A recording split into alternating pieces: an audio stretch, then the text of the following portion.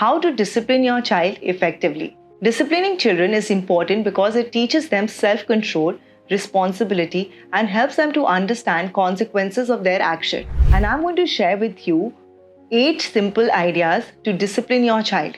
You must try all 8 steps to get better results. Trying out just 1 or 2 steps might not give you the results that you want for your child.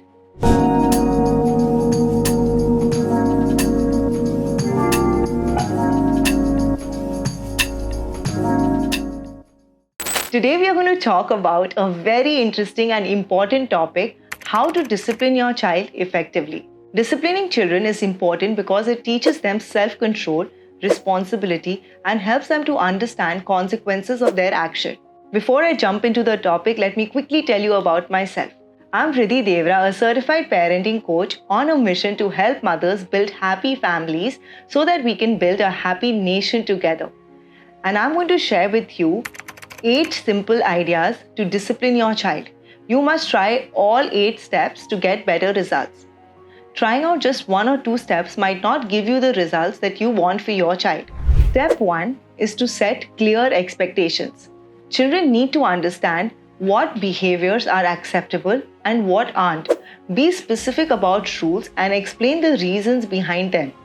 When children understand the reason behind the rules, they are more likely to follow through and develop a sense of responsibility. For example, don't just tell your child that you can't eat chocolate, but open the laptop and Google it and show them why is eating chocolate so harmful. When you show them some pictures and give reasons, they are more likely to follow through. Step 2 is to be consistent. Consistency is the key when it comes to discipline. Make sure that rules are enforced consistently and that consequences are predictable.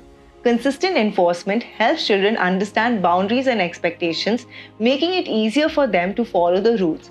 I'll share an example with you which will help you to understand this better. Some boundaries that I follow consistently with my son are: you will only get milk when you have brushed your teeth, breakfast only after you have taken a shower, sweets only after you finished your lunch, no food on the bed, screen time only after you finished your homework. I also have a detailed video on how to help children finish their homework, so make sure you watch that if this is something that's bothering you. I've also shared the link in the description below. Step 3 is to use positive reinforcement. Praise and reward your child for good behavior. Positive reinforcement encourages them to repeat those behaviors. Positive reinforcement boosts your child's confidence. It will motivate them to continue behaving well. You use positive reinforcement only as a temporary tool, just to get them started with a new activity or something that they don't like. Try to use something non-materialistic as a positive reinforcer. For example, you can tell your child that we will go for a picnic on Sunday if you keep the room clean this whole week. Let me give you another example. You can tell your child that I'm going to buy you that video game that I promised that I will give you on your birthday 2 months in advance if you study 1 hour every day for this full month. Step 4 is to implement timeouts. Timeouts can be an effective way to help children calm down and reflect on their behavior. Make sure that the timeout is appropriate for your child's age and the behavior in question. This usually works better with younger children. So let me give you an example. Suppose you give timeout to your child, then you're going to tell your child this: you're in a timeout because you were hitting your cousin. You can use this time to calm down and think about what you did. Then you can tell your child that timeout is over. Can you tell me why were you on this timeout? Your child may say something like, because I was hitting. And you can then tell your child, that's right, we don't hit because it hurts others. What can you do differently next time? Your child can say something like, maybe I will use my words and I will not hit. Then you can tell your child, exactly, I'm glad that you understand. Now let's go back and play nicely. So the idea is for you to patch up after the timeout is over. Timeouts should be used as a tool for reflection, not as punishment. Keep them brief and to the point. Step 5 is to stay calm and composed. Children often mirror our emotions, so it's important for us to stay calm while disciplining them. This helps them to manage their own emotions better. When you stay calm, it sets a positive example for your child and helps them to de-escalate the situation. Getting hyper, angry doesn't serve you, and it doesn't discipline your child at all. In fact, it spoils your parent-child relationship. Step 6 is to teach problem-solving skills. Help your child to learn how to resolve conflicts and handle difficult situations on their own. This empowers them to make better choices. Problem-solving skills are essential for your child's emotional and social development. Let me give you another example. Let's say your child is very frustrated because they cannot reach a toy which is kept on a high shelf.